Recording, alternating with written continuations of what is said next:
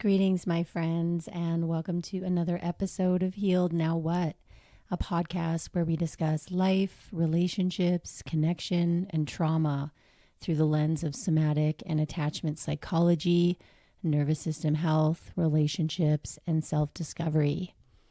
I'm Lisa Dawn, and I'm on a mission to teach people how to transform their deepest wounds into their greatest strengths by first transforming the relationship they have with themselves. So whether you've had trauma, years of failed partnerships, or just want a better relationship with your body, I've got you covered. I am a somatic experiencing practitioner, educator, relationship mentor, and trauma survivor with a lifetime of experience helping not only myself, but countless others transform their lives by learning how to become the fullest versions of themselves. We do this through self-awareness, connecting with their bodies, and changing the way they perceive themselves and others.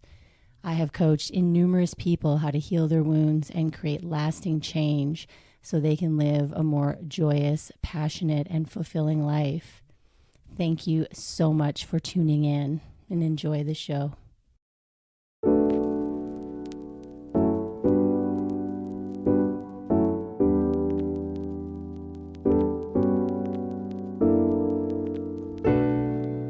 Hey guys, Lisa Dawn here. Thanks for dropping into this week's episode. I wanted to begin just by referencing a few quotes.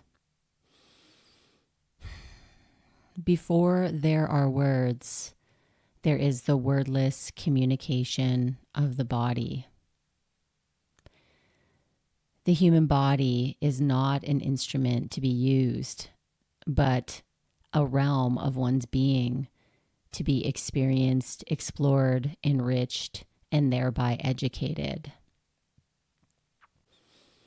So on today's episode, we're going to be talking about the body and how we can begin building a relationship to it, how we can understand its needs, its wants, its protection, and also its aliveness. And I also want to note that learning about our body and how it's been impacted by life, trauma, death, and rebirth is nonlinear and can feel challenging and overwhelming. So part of what I do in working with the body and its experiences is help people to have more skills and practice at interpreting their body's messages, learning how to trust these signals and knowing what the next step to take would be to feel more relaxed, awake, alive, and connected to themselves. And again, we've talked about this before, but these are skills to be developed. And within these new skills, the aim is to find new sources of power and energy when we feel exhausted or defeated. The goal is also to be able to discern intuition from fear and also to be able to stand in discomfort and feel alive and safe within our bodies. It is a spiritual medicine journey all in of itself. So once we begin this work, we start to tap into our body's needs. And when we do that, we can begin to respect our body's timing of absorbing and taking in information. And let me tell you, so much more life can open up when we are paying attention to what we're noticing in our body, meaning your sensations, your emotions, your images, your feelings. And in all of my years of trauma therapy and experimenting with different modalities, I have found that this is the gentlest, most sustainable way to lasting and unexpected change, befriending and speaking the body's language. So let's just take a moment to notice right now. How is your body feeling? Are you tired? Do you really want to be listening to this podcast right now? Or maybe you need some stillness and silence. How would you know? Are you restless or upset? Are you peaceful or content? Or maybe you're a mix of many things right now. And how do you know that you're any of these things? Does your face feel soft? Does your chest feel light and airy? Is there an extra skip in your step? Do you feel strong and connected?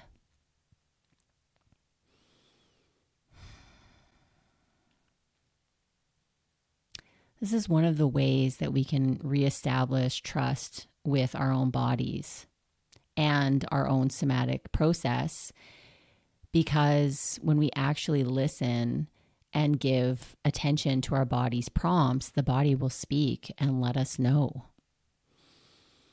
So you're hearing and feeling signals and then acting based on those signals, which may have been something you couldn't do in the past.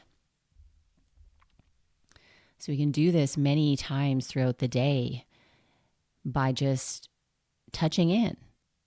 Do you need to move your body, or are you yearning for stillness?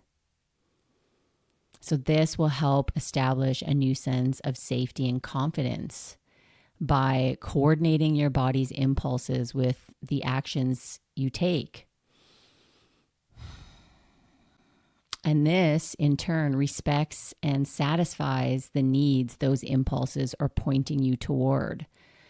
And that builds more trust and understanding between you and your body. So let's check in again. Are you comfortable? If not, see what might make you even more comfortable. If you're cold, grab a blanket. If you're thirsty, go get some water or tea. If you need to go to the bathroom or eat something, please do. Taking the time to begin to notice these natural impulses is paramount. And this is all part of the healing journey. Oh, hey there, body. There you are. It's nice to actually spend some time with you and get to know what you need, what you're all about, this partnership we have with our bodies. And it's about beginning to learn a new language for making sense of our inner experience. We are being called to relate to ourselves in a new way, and we are being invited to witness the body's untapped power. And we do this through the process of coming home to our deepest, most intuitive, embodied self, which is empowered with a real understanding of how our nervous system works. So we do this by learning how to listen and how to tune into our internal radar. We can help our bodies to redirect their compass away from the fear it is programmed to orient towards, and we can turn that towards safety and pleasure while at the same time feeling the fear. And we also do this so we can stop overriding our body's cues and pay more attention to what is actually going on underneath. We can begin to trust our intuition, know where it is located in our body, meaning we can start to feel comfortable and at home in our skin. So what happens when we learn to connect with our inner self? Well, so many things can build and flourish. We can start to feel confident and unashamed when saying no to something we don't want to do. Wouldn't that be nice without having to make excuses? It's just a no. Don't want to do that. Our expressions match what we are actually feeling. Have you ever had a moment like that where you're saying something, but your face is not moving in that same direction? Our body language and posture act in a cohesive way. We can know what's best for us. We pick up on signals and know what they mean for us, whether that is to dance, run, sleep, play, or eat. We can accurately pick up on cues and leave a dangerous situation as soon as we notice it is unsafe. We are able to define and articulate our boundaries with confidence at work, in relationships, and just out in the world. We can enter sexual connections with a new level of safety, desire, and skill. We can parent more effectively and efficiently. We can stand up and say the things that need to be said without doubt or emotional burnout. And we can truly heal. But we must include the body. So, in a body that has been repeatedly abused, neglected, and feared, we've got to begin this journey by establishing safety within. Well, how do we do that? Most often, if we don't have it, it first comes from another human being, whether that is a partner, a dear friend, or a trusted therapist. Ideally, we have all three. And this can be seen as being held or witnessed by someone who has a calm, centered, and soothing presence. Someone who can be the calm in the midst of chaos. Trust that our bodies know this, and one nervous system can calm and soothe the other. This is the starting point for our body to begin waking up to hope and possibility. Our human nervous system is designed and attuned to both receive and offer a regulating influence to another person. And how fucking incredible is that? We are both wounded and saved by each other. The medicine is in the poison for real. So the next step is to tap back into the vital world of our inner promptings. And we did a little bit of this already, aka sensations. Because when we are overwhelmed or traumatized, we get cut off from these primal sensations, instincts, and feelings, which make it really hard to know where we are and what we need in any given moment. So we really want to ease into this, and it's usually not quick work. For so many people, their body has become the enemy. I know mine was for many years, and it took some time to get reacquainted with it. At first, it was uncomfortable, triggering, and foreign. So here's a fun little exercise. Just think of someone who feels calm and reassuring to be around. Just take a moment to call up someone. It just feels like a calming, good presence to be around. And if no one comes to mind, it can even be a pet or somewhere in nature. So just check in right now.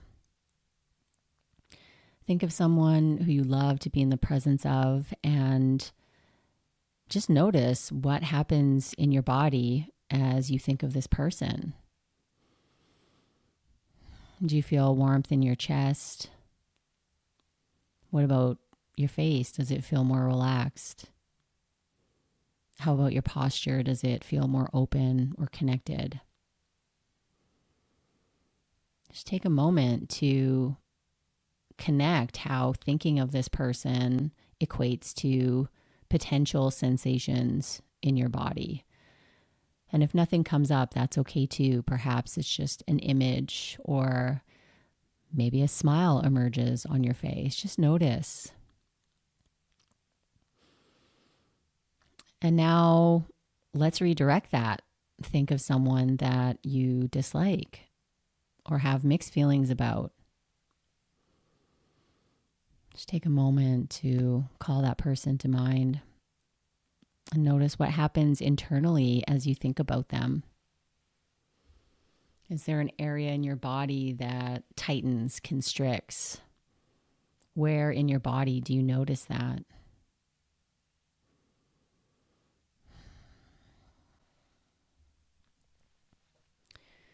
And now just briefly touch back into the good feeling person and allow whatever sensations come up with that to take up space in your body. Allow them to expand. Congratulations. You just rocked back and forth between two polarities, which ultimately softens the edges of difficult things. So we're learning about being able to move through bad and difficult things in order to open up more space for expansion and goodness, which is absolutely pivotal for healing trauma and alleviating all kinds of suffering. It's this natural rhythm of expansion and contraction, and it's vital for us to consciously experience this rhythm so that we can gain access to a sense of opening and flow, but also so that we can prepare ourselves for working with bigger and more painful material. In somatic therapy, this is part of the process called pendulation and titration. So I just want to add in here that, as we know, we can't change what's happened to us. We can only take the wisdom from what's happened. What can I learn from what I've been through?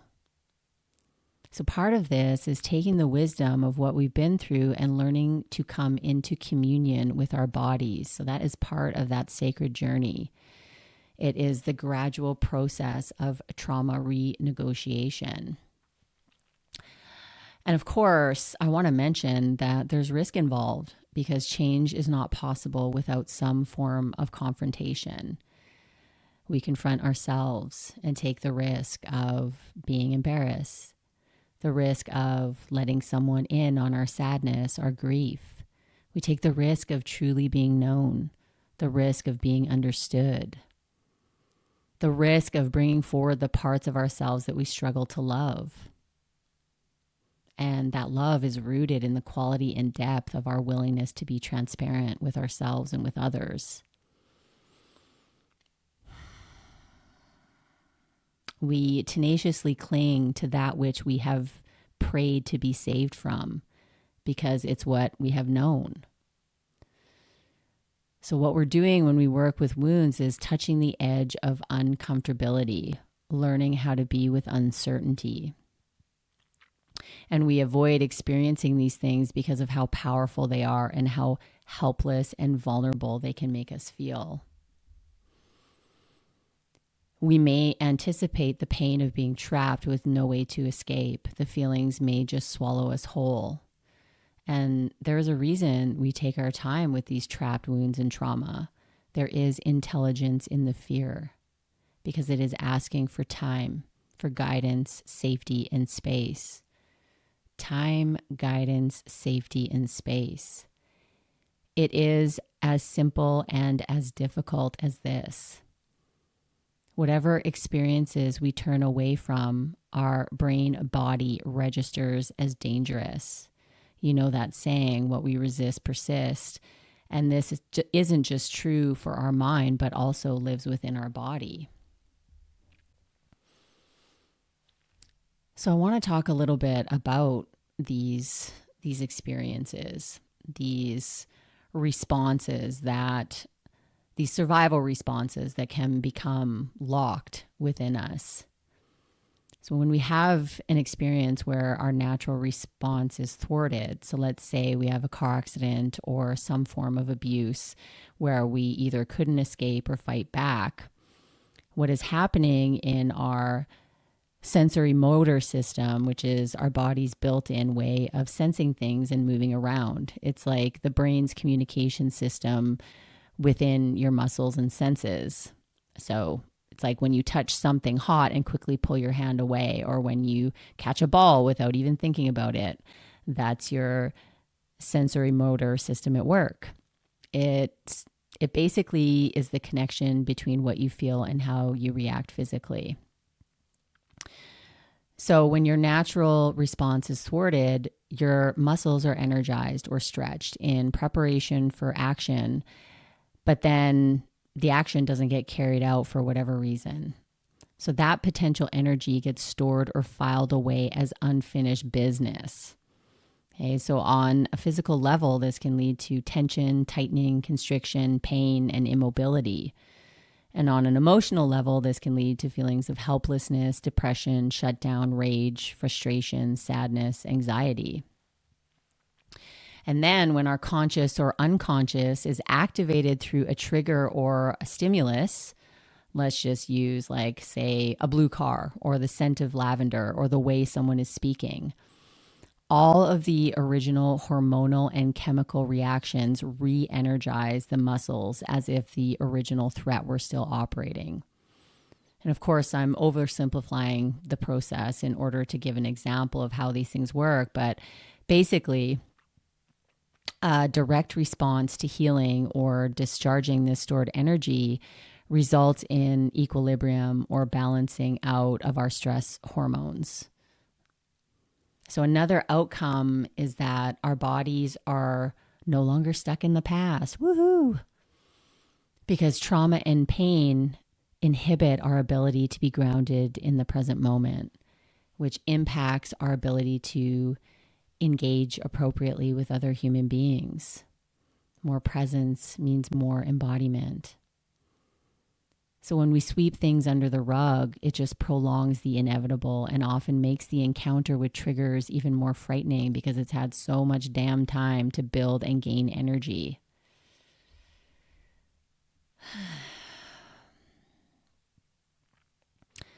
What I want to say is stillness and movement will always be there waiting, even when we don't choose them. And that is the beautiful thing about life. The things that heal us wait patiently to be observed and interacted with.